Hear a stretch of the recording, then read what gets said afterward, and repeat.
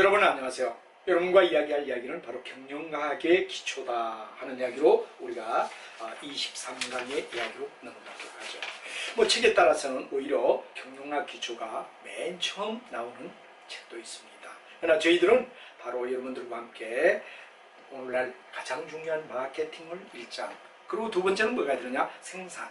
보통 우리가 문과 학생들이 생산 관리를 빈약하죠. 그렇기 때문에 거기에 비중을 두고 이제 여러분과 함께 경영의 진수를 얘기하는 경영학 기초부터 차근차근 우리 한번 따져보자, 이런 얘기가 됩니다. 그럼 여러분, 경영학 기초는 여기에 들어가기 전에 우리가 생각해야 될 게 뭐가 되느냐 하면 바로 여러분들이 중요한 이야기, 경영학은 뭐를 갖다 기준점으로 잡느냐? 학이라는 말이 들어갔기 때문에 기업이 중심이 됩니다. 기업이 어디까지나 중심이다. 경영학의 뭐가 되느냐? 대상은 바로 기업이다. 이렇게 우리가 되겠습니다. 그러나 경영의 대상은 뭐가 되죠? 경영의 대상은 바로 조직이다. 이걸 갖다 우리가 정확하게 이해를 하는 게 굉장히 중요합니다. 그래서 경영학은 기업을 대상으로 하는 학문이다. 이렇게 본다면 경영은 뭐가 되느냐? 바로 기업을 구성하고 있는 조직이 그 대상이다 하는 이야기를 먼저 여러분에게 이야기를 하며, 먼저 여러분과 함께 경영의 정의부터 우리가 살펴보자 이겁니다. 자, 그래서 여러분하고 바로 경영은 어떤 걸 우리가 경영이라고 말할 수 있고 경영에 대한 정의가 어떤가 하는 이야기를 먼저 한번 살펴보자 이겁니다. 자, 우리가 여기서 이제 1장 이야기를 쭉 우리가 배울 때 내용이 뭐가 되느냐? 그런데 여기도 이제 분류가 다 돼 있는데 먼저 경영학이란 어떤가? 그리고 이제 경영의 대상이 되는 기업은 어떤 거냐 하는 문제를 갖다 기업의 종류를 한명합자, 유한주식, 이렇게 우리가 쭉 나누며 여러분들과 함께 우리가 기업의 종류, 그리고 작은 기업이 힘을 하나 합하기 위하여 하나의 큰 기업이 될 때를 기업의 집중 형태에서 카르텔, 그 다음 트러스트, 곤제론, 커미나이터, 컨그로멜릿 하는 5가지를 여러분이 여기 되는 기업 이해에서 확실히 해야 된다는 얘기가 되죠. 그 다음에 회사를 이끌어가는 사람을 우리는 경영자, 경영자는 주주와 대리되는 이야기로 CEO를 얘기합니다. 바로 회사를 리드하는 리더를 우리는 경영자라고 하는데, 경영자는 어떤 역할을 해야 되느냐 하는 걸 요즘 굉장히 강조를 하고 시험에도 잘 나온다, 이렇게 우리가 봐야 되겠죠. 그 다음에 이제 우리가 일반적으로 봤을 때 경영 전략, 전략이라는 말이 굉장히 제가 자주 쓰는 말을 갖다 쓰죠. 바로 경영 전략은 나아갈 방향, 나아갈 방향을 갖다 어디에 되느냐? 그럼 제시한다. 우리는 어디로 갈 겁니까? 할 때 우리는 보통 전략이라는 말을 쓰는데 경영을 어떻게 이끌어갈 거냐 하는 이야기를 우리가 4장에 가서 신경영 전략에서 우리가 배우게 된다 하는 말이 되죠. 그래서 우리가 이제 경영 전략에 대한 이야기를 쭉 하면 여러 가지 경영에 대한 이야기가, 전략을 어떻게 우리가 펴야 되느냐 하는 이야기가 나오고, 그다음 신경영 전략에 가게 되면 바로 시장의 형태에 역점을 둡니다. 우리가 일반적으로 봤을 때 뭐가 되느냐 그러면 바로 여러분들 레드오션이다. 남대문 동대문 시장은 치열한 경쟁자가 되죠. 치열한 전략을 갖다 펴야 되죠. 이걸 갖다 우리는 일반적으로 레드오션이다 이렇게 우리가 얘기하죠. 그러다가 이제 어디에 들었냐? 전자상 거래가 일어나면서 우리는 블루오션이다. 바로 사올 수가 없습니다. 경쟁자가 한 자리 만나지 않습니다. 인터넷 속에서 어디에 되느냐 그러면 서로가 공존하고 있지 만나서 치고받고 하지 않는단 말이야. 그래서 청색이다, 그러니까 블루라는 말을 갖다 쓰죠. 그래서 제1의 시장을 갖다 레드오션이다, 남대문 동대문 시장을 얘기하고, 우리가 전자상거래를 얘기하는 건 바로 뭐가 되느냐, 바로 여러분 잘 아는 바로 블루오션이 되죠. 그래서 이 두 가지를 갖다가 우리가 합한 게 뭐가 되느냐, 바로 잘 아는 뭐가 되느냐, 공간과 아이디어까지 들어가는 제3의 공간이 뭐가 되느냐 그런데 바로 여러분 유비쿼터스다.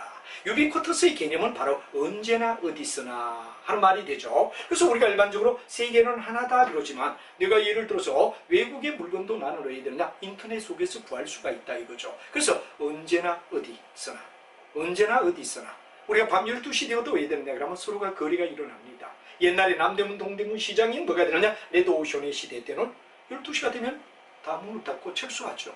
그런데 왜 되느냐, 전자상거래, 바로 제3의 세계, 공간과 아이디어까지 들어간, 바로 우리가 컴퓨터의 어떠냐 그러면 기술적 노하우까지 들어간 제3의 세계인, 바로 여러분 잘 아는 뭐가 되느냐, 바로 유비쿼터스의 경우는 바로 어디든 내가 필요한 물건을 바로 구할 수 있다 하는 이야기가 우리가 중요한 이야기가 되는데, 그 과정 속에 일어나는 여러 가지 이야기들, 그리고 이제 중요한 거는 경영 혁신이다. 그런 말이 나오죠. 혁신의 뜻을 여러분 분명히 아는 게 굉장히 중요합니다. 일반적으로 하나의 제품은 반드시 생명을 우리가 이렇게 가지죠. 생명을 가진다 이겁니다. 그러면 하나의 제품이 끝나면 다음, 하나의 제품이 다음은 끝남.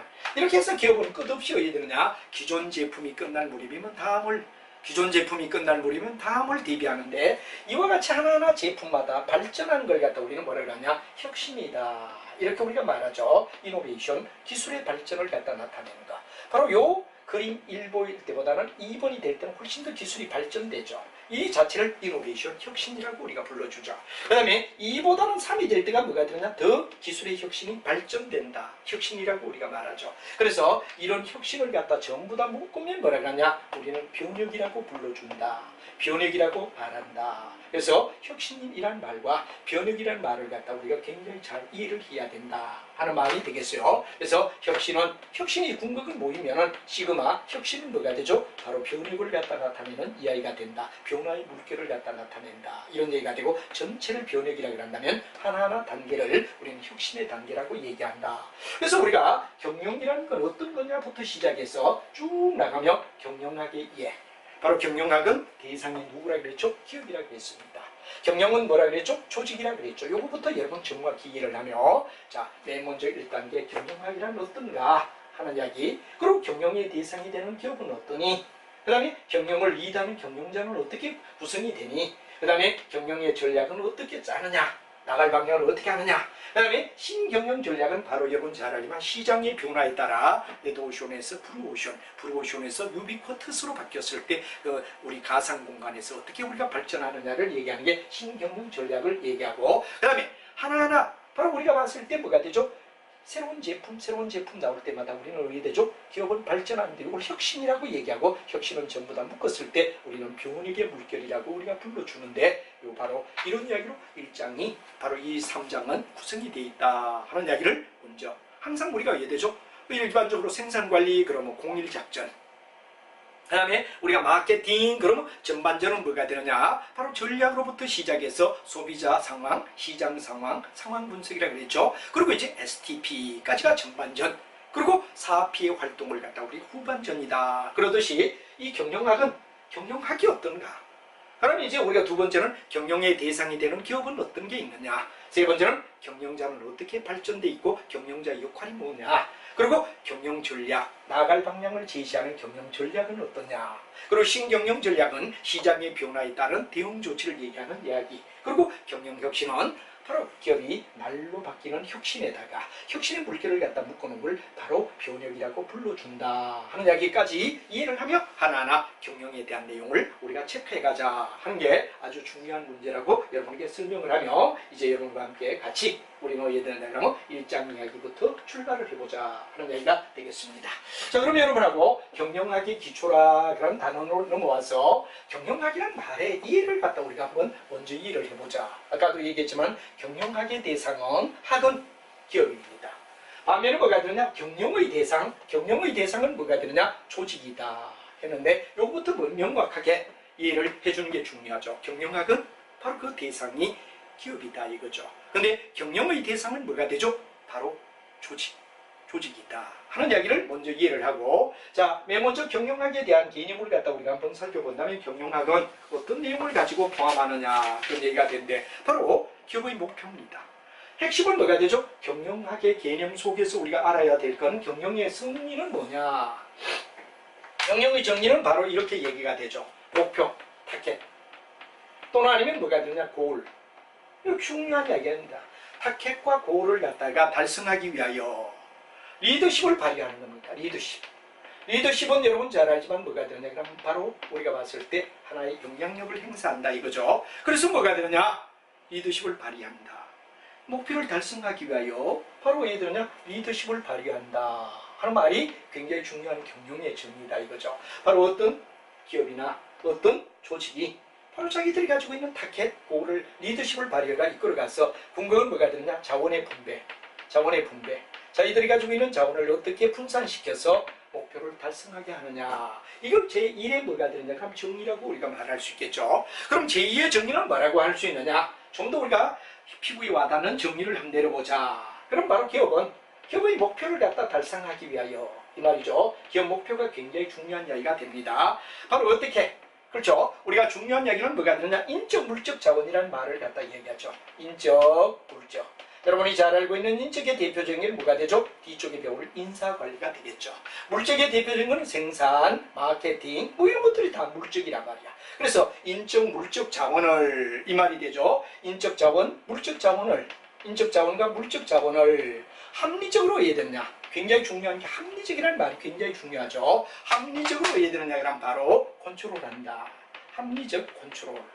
합리적 컨트롤하는 행위를 전부 다 우리는 묶어서 뭐라 그러냐? 경영이다. 그래서 경영을 제1의 안으로 말을 해도 좋고 제2의 안으로 말을 해도 좋은데 우리 경영 정리를 내려라. 타케시나 고우를 발휘하기 위하여 리더십을 발휘하며 자기가 가진 자원을 분배하는 역할이다. 이렇게 우리 책은 되어 있습니다. 그걸 좀 더 우리가 직설적으로 얘기하면 바로 기업의 목표를 달성하기 위하여 주어는 누굴까요?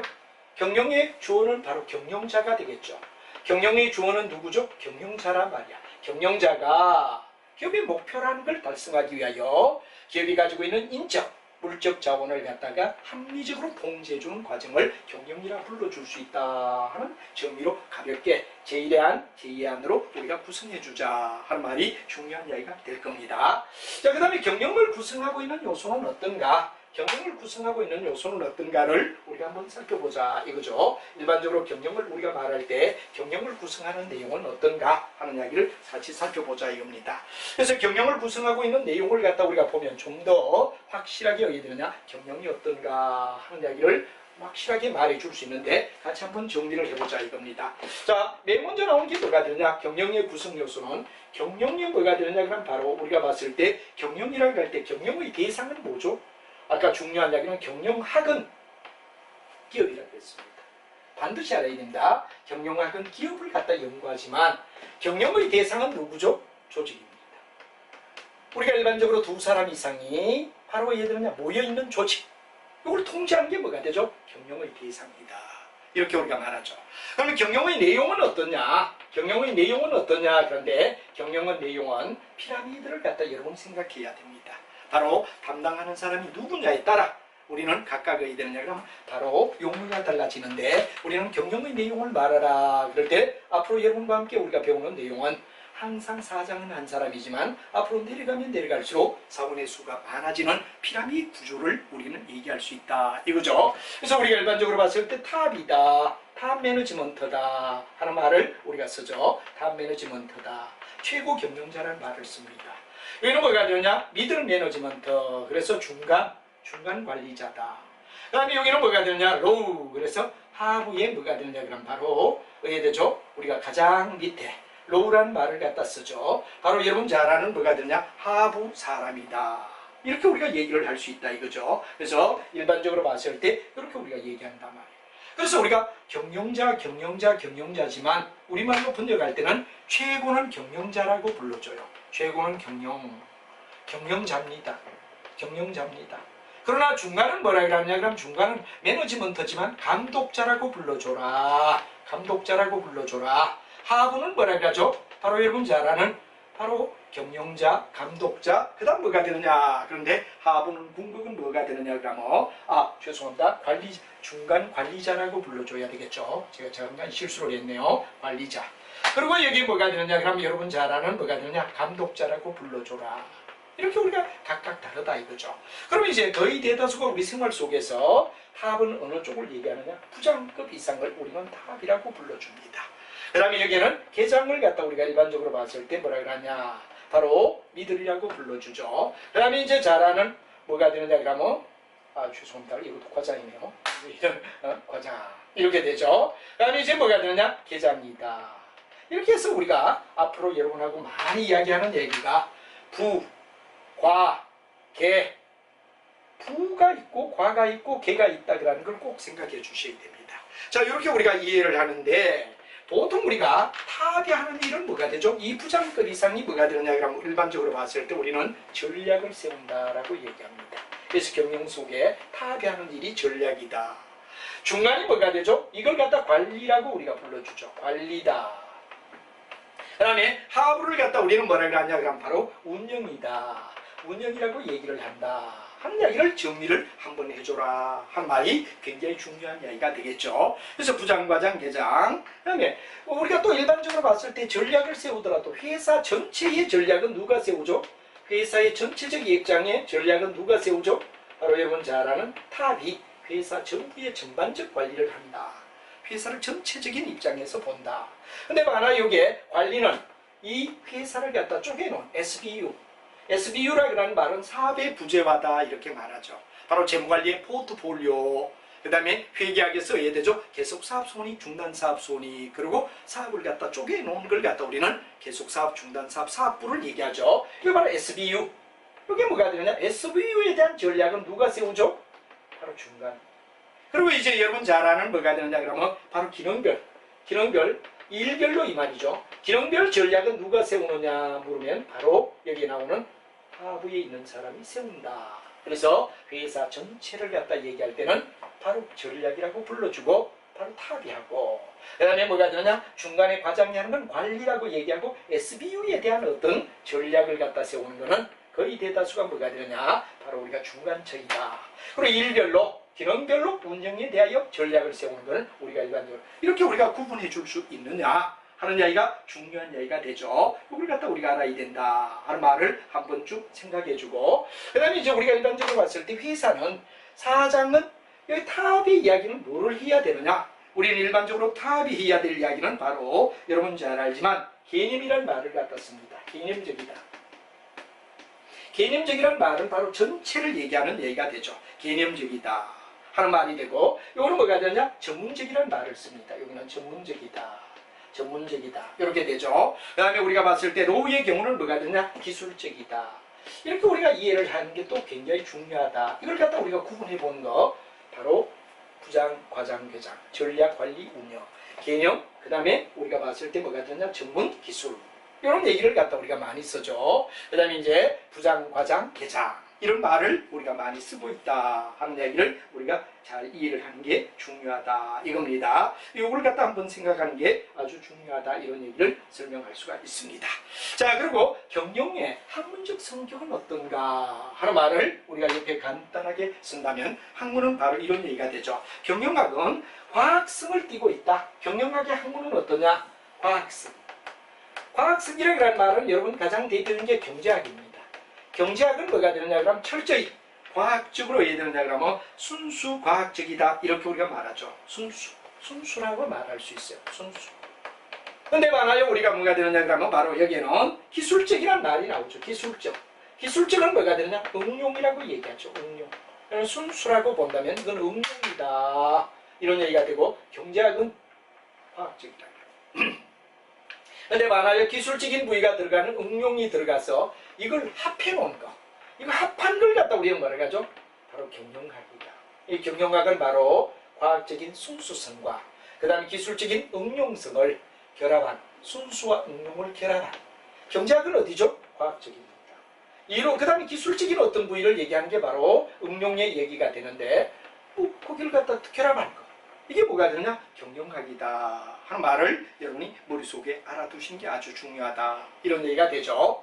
그 다음에 경영을 갖다 이끌어가는데 아주 중요한 이야기는 바로 경영의 사이클과 그 다음 뭐가 되느냐 그러면 여러분 관리의 사이클을 구분할 줄 아느냐, 이게 또 중요한 이야기가 되죠. 경영학을 처음 배울 때 경영의 사이클과 관리의 사이클이란 말을 구분할 줄 아느냐, 그런 얘기를 먼저 여러분에게 얘기를 할 수가 있습니다. 자, 그래서 일반적으로 봤을 때 경영을 관리해야 한다는데 경영의 관리 과정을 갖다 우리가 들어가기 위하여 매니지먼트, 경영의 사이클은 어떻고, 경영의 사이클은 어떻고, 경영을 하는데 사이클, 그 다음에 관리의 사이클은 어떠냐 하는 이야기를 구분하고 있다는 걸 여러분이 아셔야 됩니다.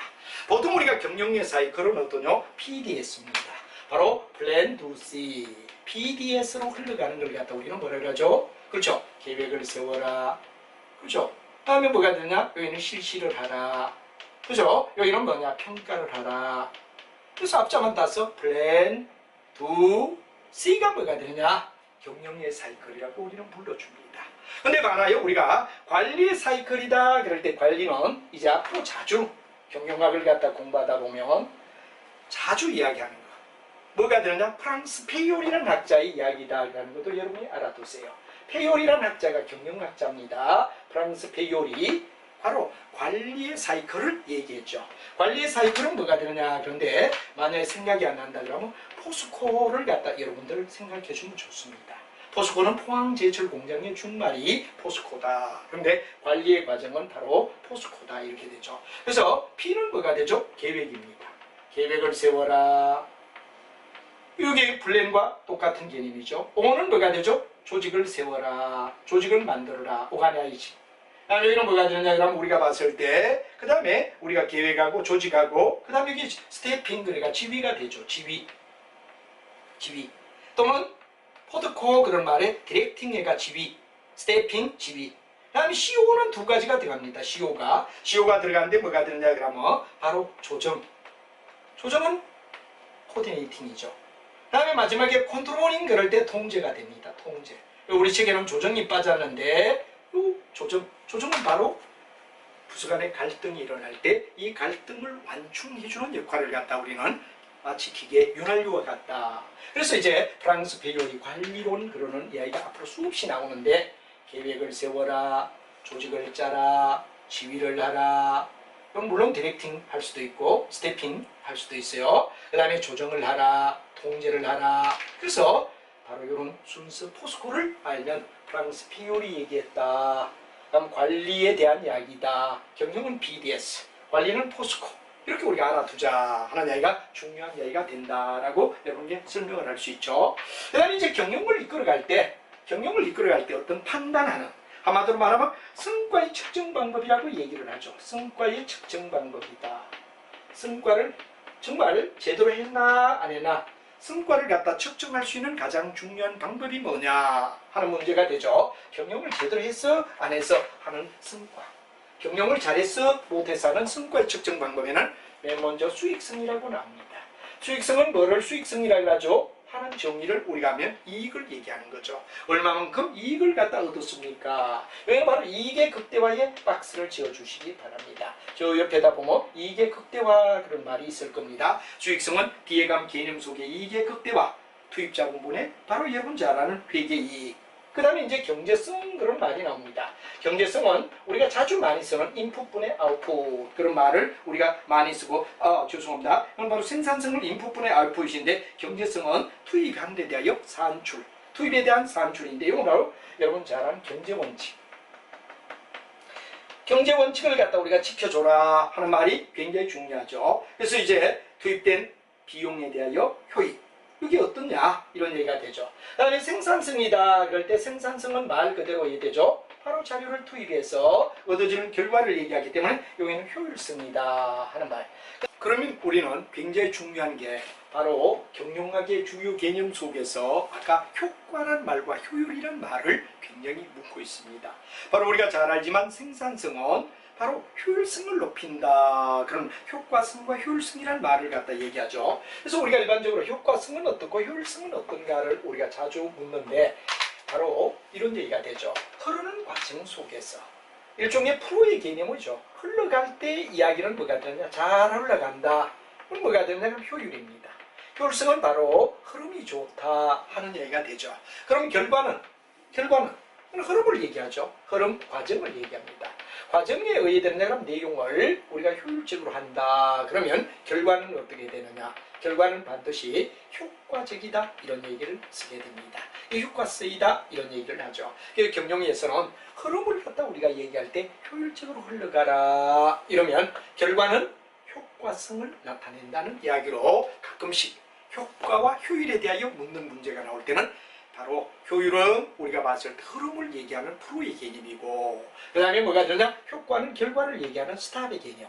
그리고 여기는 우리가 봤을 때 프로의 개념이다. 그러면 이거는 스탑, 딱 스톱, 고정되었을 때 개념이 효과적이다. 이런 얘기를 쓰기 때문에 효율은 흐름, 효과는 결과를 얘기하는 내용이다라는 걸 여러분이 분명히 이해를 하고, 경영학을 잘한다 이럴 때는 수익성이 높고 경제성이 있고 생산성이 높다고 할 때 우리는 바로 경영을 잘하구나.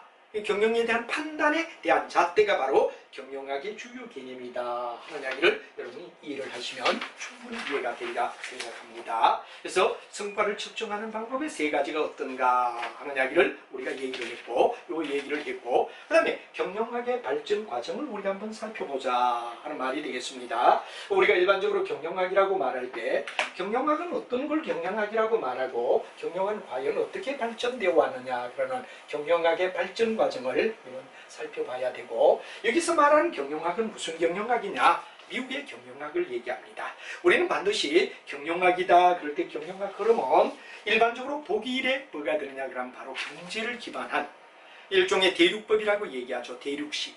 그래서 예를 들어 무역이라든가 경제 기반을 둔 독일 경영학은 한마디로 말하면 경제 기반이다 이렇게 우리가 얘기를 합니다. 일반적으로 독일이라는 말이 나오죠. 독일이 나오는데 이 독일은 바로 경제학을 갖다 기반으로 둔 경영학이 독일 경영학이다. 여기서부터 출발이 됩니다. 그럼 여기서 바로 독일 경영학의 영향을 받아서 미국이 나오고, 미국이 나오는데 미국의 경영학은 뭐가 되죠? 굉장히 중요한 게 실용주의입니다. 한마디로 말하면 프라그마티즘이다. 실용주의를 갖다 굉장히 강조합니다. 그래서 우리 경영학은 미국 경영학을 우리가 배우기 때문에 실용주의다 이런 말을 많이 쓰죠. 이거는 경제학의 기반을 두고 있다. 왜? 무역에 있어서 뭐 여러분 잘 알지만 절대 비교, 그 다음에 뭐가 되느냐, 절대 우위, 상대 우위, 뭐 비교 우위 이런 말을 많이 쓰며 바로 생산에 유리한 물건을 생산하고 불리할 때는 생산하고 불리할 때는 수입하자. 그러니까 생산비 비교서를 가지며 경제학적으로 모든 바로 경영을 이끌어 가려고 했던 게 독일의 경영학이었다. 그렇다면 미국은 뭐가 되느냐? 실용주의의 노선을 갖다 취한다. 이렇게 되죠. 그래서 우리 일반적으로 봤을 때 일본 경영학이 이 두 가지 영향을 갖다 다 받는다. 이렇게 되죠. 일본 경영학이 그래도 왜 되느냐? 독일과 미국의 경영학을 다 받고, 우리 한국 같은 경우는 희망이 된 후에는 뭐가 되느냐? 절대적으로 미국 경영학을 영향을 받았죠. 그 다음에 식민지가 되었을 때는 뭐가 되느냐? 바로 일본의 경영학의 영향을 받았다. 그래서 경영학의 주류를 얘기하라 이럴 때 바로 경제에 기반을 둔 경영학은 독일 경영학이 되고, 미국은 철저히 실용주의를 기본적으로 잡고, 그 다음에 이걸 갖다 왜 되느냐 그러면 일본이라는 중간체가 있는데, 우리가 식민지 동안에는 뭐가 되느냐, 일본 경영학을 한국이 영향을 받았다면 해방 이후에는 미국 경영학이 한국 경영학에 영향을 주고 있다. 그래서 우리 앞으로 경영학을 갖다 이제 쭉 우리가 볼 때는 그런 점, 미국은 실용주의, 프라그마티즘 이런 얘기가 되고, 독일은 경영경제학이다 이렇게 되고, 일본 경영학은 토착 또는 뭐가 되느냐 그러면 가족주의라는 종신고용제가 중간에 있었어요. 일본은 한 번 고용한 사람은 영원한 자기의 뭐가 되느냐 가족이다. 이런 개념이 바로 종신고용제를 얘기하는데 굉장히 중요하였고, 온정주의, 바로 한마디로 말하면 정부로 이끌어간다. 이런 개념이 독일, 일본 경영학이 있다가 나중에 일본도 변실을 하게 되는 거죠. 그 다음에 이제 한국 경영학은 뭐가 가장 중요하냐? 미국 경영학의 영향을 가장 많이 받았다 하는 이야기를 우리가 나라별로 특징을 체크 한번 해볼 수 있었습니다. 자, 이렇게 체크를 해주고, 미국 경영학을 우리가 배우자 이 말이야. 우리는 어디까지나 현재 앞으로 배울 내용은 뭐가 되느냐, 미국의 경영학을 여러분하고 우리가 쭉 배우며 미국 경영학은 어떻게 발전되었는가 하는 이야기를 여러분하고 배우며, 핵심은 미국 경영학이다. 미국 경영학을 우리가 중심적으로 배우겠다 하는 이야기를 여러분에게 먼저 이야기를 하며, 우리 책에 나와 있는 이야기는 철저히 미국의 경영학을 중심적으로 우리가 배우게 된다 하는 이야기가 중요한 이야기가 된다, 이런 얘기가 되죠. 그래서 이제 시간대가 쭉 나와 있는데 맨 먼저 나온 게 고전적 관리론이다 하는 말이 나와요. 고전적 관리론. 그리고 이제 사람을 중심으로 하는 인적 자원 관리론이다. 그 다음에 이제 뭐가 되느냐, 이 두 가지가 너무나, 예를 들어 고전적은 철저히 일 중심이란 말이야. 일 잘하면 최고야, 이런 일 잘하자, 이쪽이 고전이라면, 인적은 뭐죠? 사람이 우선이 돼야 된다. 그래서 일과 사람이라는 양단간을 너무 지나치게 팽배해서 반대쪽으로 흘러가니까 중간에 묶어자. 하나는 뭐가 되죠? 이 일을 철저히 하자. 고전적이란 말이에요. 고전적은 뭐가 되죠? 그렇죠. 일을 철저히 하자. 자업 중심. 사람을 중심으로 해라. 이게 바로 인간 중심. 인간 뭐가 되느냐 그러면 바로 여러분들 인적 자원 또는 인간 중심 이런 말을 쓰죠. 이게 너무 지나치게 팽배되니까 중간에 오자. 그런 게 경영과학이라는 얘기가 나오죠. 그래서 세 번째 탄생한 게 바로 고전적인 일 중심의 내용과 사람 중심이 되는 인적 자원의 관리로 서로 극과 극을 달리니까 중앙에 가져오자, 중용을 취하자 하는 말이 경영과학으로 왔다. 이걸 여러분 알아둬야 하는 게 중요하다 이거죠. 그래서 경영과학이 나오고, 그래서 고전적 속에도 이제 여러 가지가 있지만 그 내용은 이제 우리가 쭉 정리를 하죠. 쭉 정리를 같이 하기로 하고, 예를 들어 고전적 속에는 뭐 과학적 관리론, 테일러 포드가 굉장히 중심이 되는 과학적 관리론이다. 과학적 관리론이란 말은 뭐가 되느냐, 과학적으로 이끌어가는데 테일러 시스템과 포드 시스템이란 두 가지가 아주 양벽을 이루는 게 뭐가 되느냐, 과학적 관리론, 고전 속에 속합니다. 그게 바로 되고, 그 다음에 두 번째는 뭐가 되느냐 그러는데 바로 여러분 관리과정론, 아까 제가 프랑스 페이올이 얘기한 관리과정은 바로 여러분 포스코를 얘기하라 그런 얘기를 했습니다. 포스코는 바로 관리의 사이클 속에서 우리가 배울 때 플랜, 오가나이징, 스태핑, 코디네이팅, 컨트롤링 그러는 관리 과정론, 이렇게 바로 있고 이런 말이 되죠. 그 다음에 이제 중요한 이야기 관료제. 관료제는 공무원과 같은 조직 체제를 갖다 관료제다. 웨버란 학자가 주장했죠. 이 관료제도 하나의 공무원 조직 체제는 자기가 맡은 일만 철저히 어디 되느냐, 일을 분화한다. 그리고 우리가 봤을 때 뭐가 되느냐, 철저히 능력 중심적으로 흐른다. 그리고 분업을 철저히 한다. 예를 들어 동사무소에 가면 자기가 맡은 일은 자기밖에 안 해. 그렇죠? 예를 들어 우리가 봤을 때 주민등록 담당하는 분은 주민등록만 담당하지 민방위를 담당하지 않아. 그러니까 담당자가 없을 때는 좀 기다리세요. 담당자 올 겁니다. 일을 철저히 분업하며 이끌어가는 조직체제, 마치 공무원 조직체제도 하나의 경영의 조직체제를 만들어준, 영향을 준 관료제다. 외부의 관료제. 이 세 가지를 묶어서 우리는 뭐를 하냐, 고전적 관리론이다. 이렇게 우리가 말하죠. 그 다음에 이제 여기서 철저히 사람 중심이 되자, 사람을 중심으로 하자, 이런 일을 중심으로 하자에 지쳐서 너무 일 속에 사람을 끌어였는다. 너무 일 속에 사람을 끌어였는다. 그래서 우리가 이제 뒤에 가면 뭐가 되느냐 이런 얘기를 우리가 많이 씁니다. 여기에 이제 우리가 그 테두리를 한번 쭉 보고 있는데 이런 얘기가 되겠죠. 바로 궁극은 뭐가 되느냐, 너무 사람을 중심으로, 사람은 무시하고 일만 중심으로 하다 보니까 organization without people, 사람이 없는 오직 조직만, 조직 중심이라고 해요. 조직만 키운다. 개인은 조직에 희생되어도 된다. 이렇게 본 게 뭐가 되느냐 그러면 바로 고전적이다 이거고, 거기는 과학적, 관리, 그 다음에 관료제. 그리고 과학적인 대표적인 테일러 포드. 이 사람들이 가장 대표적인 내용을 얘기했다. 우리가 이제 배웁니다. 인적은 메이오의 호손 실험을 갖다 얘기하는데 메이오 이외에도 우리 학자가 5명이나 나온다. 이게 바로 인간관리인데 이건 뭐냐? 철저히 사람을 중심으로 하자. 사람이 우선이 돼야 된다. 여기는 또 어디에 되느냐? people, without, 그 다음에 organization, 조직이 없는 오직 사람만. 그게 너무 평양적이다 이거죠. 여기는 뭐만 중심? 그렇죠. 우리가 철저히 일 중심. 여기는 무슨 중심? 철저히 사람 중심. 그럼 이걸 갖다 너무 지나치게 한쪽으로 편중하지 말고 중앙으로 가져오자 그러는 이야기가 경영과학이 나오게 되었다 하는 이야기를 우리가 이제 흐름을 이해를 하며 고전적과 인적의 바로 중간 양상이 경영과학을 얘기하는 거다 하는 말, 경영과학을 여러분이 우리가 이제 세 번째로 배우게 되며 중립적이다 이렇게 우리가 말합니다. 근데 여기서 재미있는 이야기는 물론 수업을 갖다 이제 들을 때도 제가 자세히 설명을 합니다만 바로 이 세계 체제가 항상 우리는 철저히 뭐 고전적이다 그럴 때 이 고전적은 뭐를 중심으로 하느냐, 경제적이라고 얘기합니다. 경제성. 이 경제성은 뭐가 되느냐, 고전적의 가장 중요한 얘기는 경제성은 페이입니다. 월급만 많이 주면 사람들은 말 잘 들어. 월급만 많이 줘라. 가장 중심 뭐가 되느냐, 경제성, 페이를 많이 줘야 된다. 그럼 사람들 말 잘 들어. 이런 얘기거든. 요게 반대가 뭐가 되느냐, 그런데 요게 경제성을 중심했다면 반대가 인간. 그래 여기는 과학적 관리론을 얘기했고 일종의 고전적 개념을 얘기하죠. 고전적 관리론의 뭐 세 가지 파트. 다음 여기는 뭐가 되느냐, 인간 중심, 인적 자원이란 말이에요. 인간 중심. 여기는 뭐가 되느냐, 바로 여러분 잘 아는 뭐가 되느냐, 사회성. 이 사회성은 뭐가 되느냐 그러면 인격 존중을 얘기합니다. 인격 존중. 사람을 존중해주자. 인격 존중이란 얘기가 나와가. 이게 뭐냐? 폐이라면, 이게 정이라면 사람이다 그러는 이야기는 반대가 된다. 이게 정서적이란 말이에요. 인간 중심이란 말이에요. 그래서 정반이라는 쪽으로 흘렀다가 이 두 가지를 묶어서 뭐가 되냐? 합이라는 얘기가 나오죠. 정반합. 정반합. 여기 우리가 오히려 요걸 갖다 요거 쪽에 넣는 게 낫겠네요. 정이면 요게 반이 어디 되느냐? 반이 바로 여러분 잘 아는 뭐가 되냐? 사회성이다.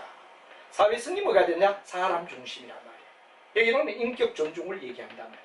그래서 우리가 요게 정이라면 요게 반대가 된다. 그래서 이걸 갖다 반인데 이 두 가지를 묶어주는 게 뭐가 되느냐? 바로 합이다. 정반합이다. 합은 뭐가 되죠? 그렇죠. 경제성과 뭐를 갖다가 그렇죠. 우리가 중요한 이야기 사회성. 이 두 가지를 갖다 동시에 다 묶어라. 폐의도 중요하고 인격 존중도 중요하다. 이게 정, 여기에 뭐가 되냐? 반, 여기에 뭐가 되죠? 합. 정반합의 원리다. 그래서 1, 2, 3 이렇게 가게 된다 하는 이야기를 여러분의 머릿속에 한 번쯤 생각을 해주면 정반합이라는 말을 쓰고, 그 다음에 굉장히 중요한 이야기가 이렇게 되면 바로 가장 먼저가 고전적. 그래서 고전은 3가지. 그 다음에 여기는 뭐가 되느냐? 바로 5가지의 우리 이론을 우리가 배우죠. 근데 여기에 경영과학은 뭐가 되느냐? 그런데 바로 여러분들 버나드와 사이몬이라는 학자가 나옵니다. 버나드다. 그 다음에 사이몬이다. 이 두 가지 두 사람의 학자 이름을 우리는 기억하며 버나드와 사이몬에 의하여 경영과학인 중립적, 즉 정반합의 원리, 정반합의 원리, 합의 개념을 가지고 이제 3번째까지 왔다 그러는데, 문제는 이 경영과학이 나오면서부터 정보화, 한마디로 하면 컴퓨터라는 이야기, 정보 시스템, 여러분 회사가 얘기하는 정보 시스템이 컴퓨터가 나왔다. 이 컴퓨터가 나오다 보니까 뭐가 되느냐? 그럼 바로 이게 모든 걸 결정하다 보니까 바로 합의 경우는 여기까지만 이 두 가지는, 첫째는 경제를 중심하고 여기는 사회를 중심하고, 이까지는 다 인간은 이 두 가지까지만 해도 인간은 뭐가 되느냐? 그럼 인간은 바로 절대적. 월급만 잘 주고 일만 잘하면 절대적이다. 근데 뭐가 되느냐? 경제성 나오면 여기에 경영과학 오면 인간은 한계를 가진다. 인간은 한계를 가진다. 그래서 이제 여러분 뭐가 되느냐? 인간의 한계성을 주장하는, 왜? 내가 아무리 강의를 갖다 잘해도 컴퓨터 속에 들어가면 경영학에 줄줄이 많이 나와 있지. 방대한 양의 정보를 전달해 준다 이거지. 근데 왜 되죠? 제가 다 할 수가 없지. 컴퓨터가 나오면서부터 바로 정보, MIS라는 정보 시스템이 들어오면서부터, PC가 아니에요. 정보가 되면 MIS가 되면서 해야 되느냐? 바로 경영학은 인간의 한계성을 강조했다. 요 두 가지 할 때까지만 인간은 절대적이다. 뭐만 주면? 월급만 많이 주면. 뭐를 주면? 사회성만 존중해주면 절대적으로 잘한다. 이렇게 받다가 바로 여기 오면서 인간의 제한, 인간의 한계성을 강조하며 나왔다. 이런 얘기가 이제 여기에 우리가 3번째 이야기가 된다. 그런 얘기가 되는데 하나하나 우리가 이제 배우게 되죠. 경영과까지 이제 우리가 쭉 가게 된다 이거죠. 가게 된다. 미국 경영학을 우리가 배우는 거죠. 그리고 이제 우리가 여기서 이제 이런 여러 가지를 이제 예를 들어 여기에 말하는 고전적과 3가지. 그 다음에 여기 인간 조중에 있어서 메이오 호손 실험, 뭐 또 여러 가지 학자들의 이론이 쭉 나옵니다. 뭐가 되느냐? 메이오 호손 실험. 그 다음 맥그리거의 XY 이론. 그 다음 또 뭐가 되느냐? 메슬로우 욕구의 5단계설. 그리고 허즈버그의 이요인 이론. 그 다음 또 우리가 잘 아는 뭐가 되느냐? 아리리스의 성숙, 미성숙 이론. 이 5가지는 인적 자원 관리가 얘기하는 이야기다. 이렇게 되죠. 그 다음에 이제 우리가 중요한 이야기는 바로 여기에 와는 합은 중간으로 가자 하고 나온 게 바로 경영과학이라는 얘기가 되죠. 경영과학에서는 인간의 한계성을 인정하며, 인간은 한계가 있다. 앞에 2가지까지만 할 때도 인간은 절대적이다 이거죠. 그런데 한계성을 얘기하게 됩니다. 그래서 이제 거기에 뭐가 나오느냐? 우리가 잘 알고 있는, 쉽게 얘기해서 바로 메이오와 버나드와 사이몬이라는 학자의 이야기가 연결이 쭉 된다 이거죠. 순서부터 우리가 본다면은 바로 이게 근대 뭐가 됩니까? 관리론이다. 또는 뭐 우리가 경영과학이라고 불러준다 하는 말이 이제 우리가 나오죠. 버나드 사이몬이 나옵니다. 그리고 이제 우리가 중요한 이야기는 뭐가 되느냐. 버나드 사이몬이 나오고 난 다음에 최근 이 세 가지가 이제 비교적 어떻죠? 고전적, 인간적, 그 다음 경영과학, 요까지는 우리가 흐름을 이해를 했다 이 말이지. 그 다음에 이제 우리가 중요한 게 시스템. 자, 여러분 아마 생산관리를 얘기할 때 시스템이란 말을 굉장히 강조했습니다. 시스템이란 말을 갖다 우리가 한번 쭉 같이 본다면 시스템은 어떤가 하는 이야기가 되죠. 시스템은 한마디로 말하면 네 번째 나오는 이야기가 최근 이론에서 시스템인데, 시스템은 전체와 부분이 따로따로 노는 게 아니라 반드시 연결되어 있다, 연결되어서 흐른다 하는 걸 시스템이라고 얘기를 합니다. 예를 들어 자주 제가 얘기를 했죠. 바로 오늘 내가 음식 식사를 잘못했다 할 때 어디 한 곳에 아픈 게 아니라 몸 전체가 아프단 말이에요.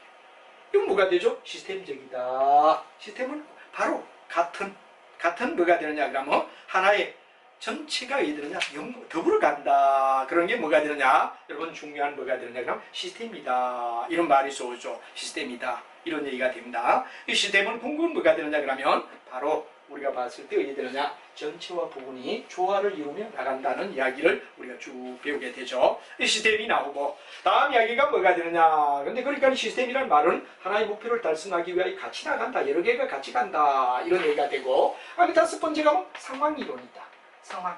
상황이론이란 말이 미국 경영학의 다섯 번째 나오는 이야기다 이거죠. 자, 아까 다시 한번 고전적, 반대가 인간적, 경영과학은 중립적, 그리고 시스템부터는 이제 최근 이론이란 말이에요. 바로 전체와 부분의 조화를 얘기한다 하는 얘기를 했고, 상황이론은 바로 여러분들 만병의 통치학은 없다. 모든 것의 최상의 만병의 통치학은 없다. 이게 뭐가 되죠? 바로 우리가 잘 아는 상황이론입니다. 그래서 상황이론은 일명 물미역 전략이다 이런 말을 많이 쓰죠. 물미역 전략은 바로 파도가 칠 때 물미역은 바로 수심을 향하여 쭉 있다가도 생존을 위하여 파도에 따라 왔다 갔다 하며, 파도가 치지 않을 때는 수심을 향하여 밑으로 내리지만 파도 치면 파도에 따라 왔다 갔다 해. 이게 경영학이다 이거죠. 그래서 경영학은 어떤 면에서 법학을 공부한 사람은 경영학을 들으면 정말 답답합니다. 법학 교수들이 일목요연하게 해야 되죠. 정말 강의를 쫙 질서정연하게 합니다. 근데 경영학은 어떻죠? 상황에 따라 왔다 갔다 해요. 그래서 우리가 물미역 전략이다 이러고 상황이론이라고 하는데, 이 상황이론 이거죠. 바로 최상의 정책, 영어로 말하면 원베스트 폴리시다. 원베스트 폴리시가 최상의 정책이라고 말하죠. 최상의 정책이 있단 말이에요. 그러니까 뭐를 갖다가 이게 고전적이야. 고전은 최상의 정책 오직 하나, 유일한 거 하나. 근데 여기다가 뭐가 되느냐, 케이스를 동원해라. 그것도 경우를 생각해라. 케이스가 들어가는 겁니다. 그래서 이 두 가지가 결합된 상황에 바로 상황이론이다. 예를 들어서 상황별로 달라질 수 있다는 얘기가 되죠. 원래 만병의 통치학은 원베스트 폴리시 고전적이란 말이에요. 고전에서는 만병의 통치학이다 그리고 원베스트 폴리시를 강조했다면, 경우에 따라 만병의 통치학은 달라질 수 있다.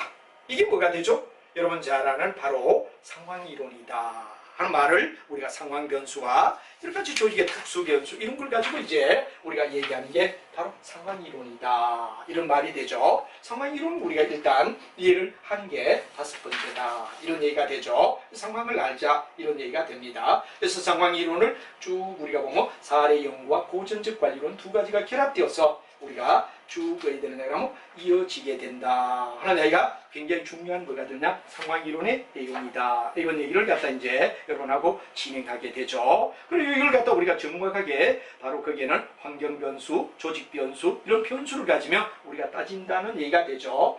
그 다음에 이제 중요한 이야기는 뭐가 되느냐, 제트이론이다. 이게 여섯 번째 나오면 제트이론이라는 얘기가 나오죠. 제트이론은 바로 어떤 걸 갖다 제트이론이라 그러느냐 하는 이야기를 여러분 알아야 됩니다.